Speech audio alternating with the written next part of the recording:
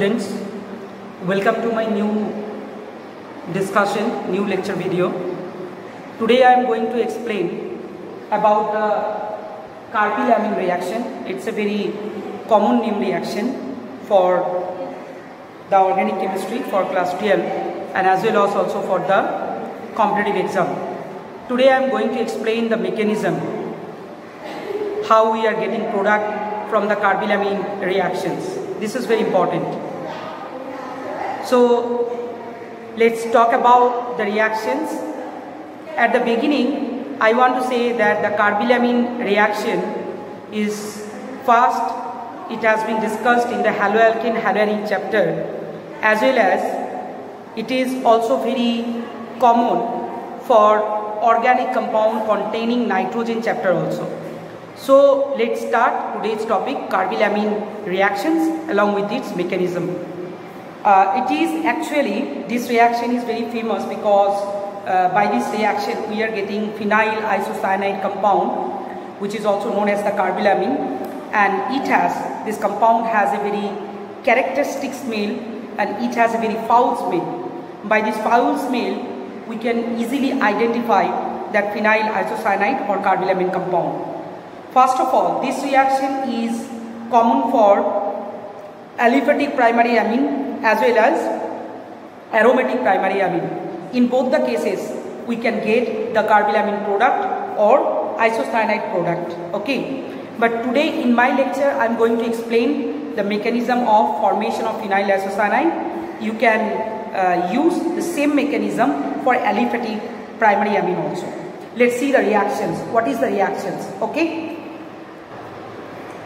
So this is the reaction. You can see this is primary aromatic amine known as aniline is going to react with chloroform CHCl3 in the presence of alkali potassium hydroxide to form NC attached to the benzene ring. This is the phenyl isocyanide or Karpi-Lamin along with the byproduct 3KCl and 3 water. Okay, so what we are getting?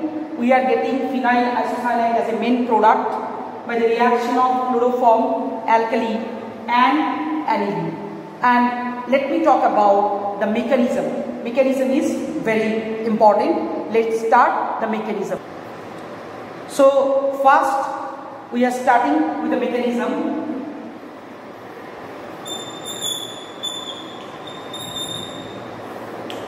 So we are taking the chloroform. First we are taking the reaction between chloroform and potassium hydroxide to form dichlorocarbene. And that dichlorocarbene is the main reagent for the further reaction. So first produce the dichlorocarbene from chloroform and alkali. Let's see.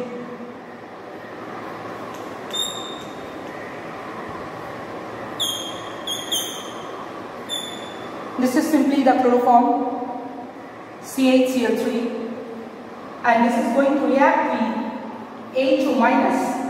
From where we are getting this HO minus? We are getting this HO minus from potassium hydroxide. I already told you. Okay? In the reaction, HO minus is getting from the potassium hydroxide.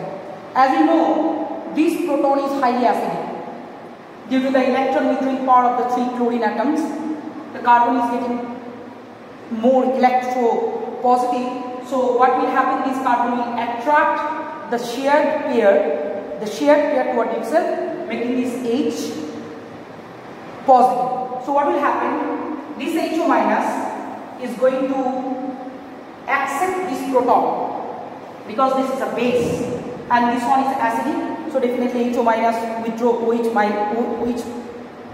minus withdraw this H. What will happen?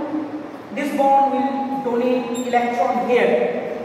So after the elimination of water, how we are getting the water? HO minus and H plus, both the combination. Here we are getting this thing C minus, chlorine, chlorine and chlorine. Is it clear? And now what will happen? One Cl minus is going to liberate from this system to convert into dichlorocarbene. That means we are getting this kind of thing. Chlorine is chlorine is leaving this species as a Cl minus. Clear? So after leaving this species as a Cl minus, what we are getting? We are getting this thing, C, chlorine, chlorine, and definitely 2 electron. You can see, this is simply, the name of this compound is dichlorocarbene. The name of this compound is dichlorocarbene. This is the main reacting agent. And in the second step of the mechanism, this is the first one. I just show you how we are getting dichlorocarbene in between the reaction of chloroform and potassium hydroxide. And now dichlorocarbene is going to react with the primary aromatic amine aniline to form phenyl isocyanide. Let's see how dichlorocarbene is going to react with aniline. Now you can see here, this is aniline and dichlorocarbene, which we are getting from the reaction of chloroform and potassium hydroxide. What will happen? The lone pair of nitrogen in NH2 is going to this carbon, and dichlorocarbene is going to attach with this NH2. Clear? So what we are getting? We are getting this thing. This is N, definitely H2 attached with CCl2. Clear? This NH2 is getting plus and this carbon is getting minus. Definitely. This NH2 is getting plus over valency and this carbon is negative due to the unsaturation of valency. Now what will happen?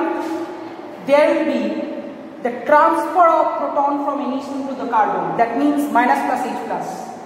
So minus plus H plus proton. How? We can write it here. We have this thing N H C Cl and H.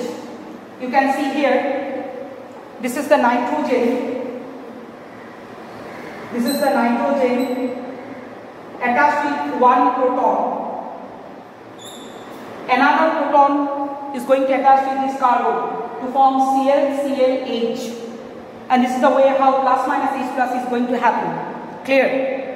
So what will be the next step? In the medium, lots of bases are there. That means the medium is totally alkaline. So HO minus is already there. So HO minus, what it will do? It will do another thing. Now this HO minus accept this proton. Just see the arrow. Then you will understand how the mechanism is going to happen. And the double bond, this bond is going to make it double bond. Carefully just see the movement of arrow. The movement of arrow actually indicates the transfer of electron, breaking of bonds and making of new bonds. So what we have to observe? The transfer of electron from this nitrogen-hydrogen bond to nitrogen-carbon bond. And this proton is abstracted by the base HO minus. So now what we are getting? We are getting this thing.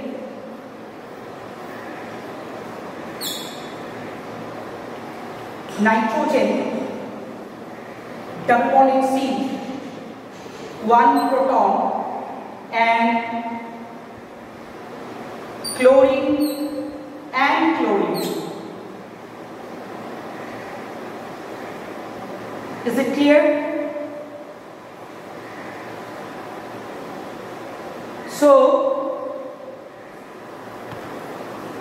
So one more thing, in this case, when this bond is going to attach here, one chlorine is going to eliminate from the system. One chlorine to maintain the valency. Clear? So what we are getting? We are getting this thing actually. We are getting this thing actually. This H, this carbon, this chlorine, and one chlorine is going to eliminate. This one is the chlorine. Let's see. This one is the chlorine. When this HO minus abstract this proton, this bond will create a double bond here in between nitrogen and carbon, and this chlorine is going to eliminate. So what we are getting this kind of species. Okay? Now, what will happen in the next step? In the next step, already proton is also there. Proton is also there. So, again, what will happen? Again, if I am giving HO minus, then this HO minus abstract this proton, and this bond will get negative charge here. You can see negative charge here. So what we are getting? We are getting this thing.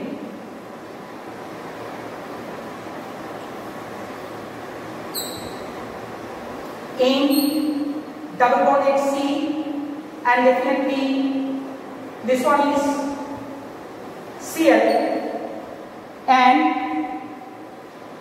parallelly this chlorine is going to eliminate. This chlorine is going to eliminate, and parallelly what we are getting? This thing. 2 electron here and nitrogen is here. Hope this is clear to you. When this HO minus is abstracting this proton, this electron, the electron present in this carbon-hydrogen bond is going to donate it over this carbon, and chlorine is going to remove from the system. Chlorine is going to remove from the system. So what we are getting? We are getting this thing N attached with the benzene ring double bond C, and 2 electron is here. 2 electron is here. Now what would be the last step?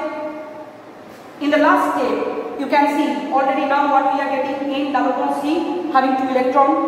Now it will perform resonance. It will perform resonance. The lone pair of electron will come here to make it phenyl isocyanide NC. That means N triple bond HC. This one is plus, and definitely this one is minus. And this is our target molecule.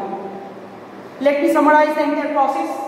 First, we have to prepare dichlorocarbene from chloroform and potassium hydroxide by the elimination of proton and the elimination of chlorine.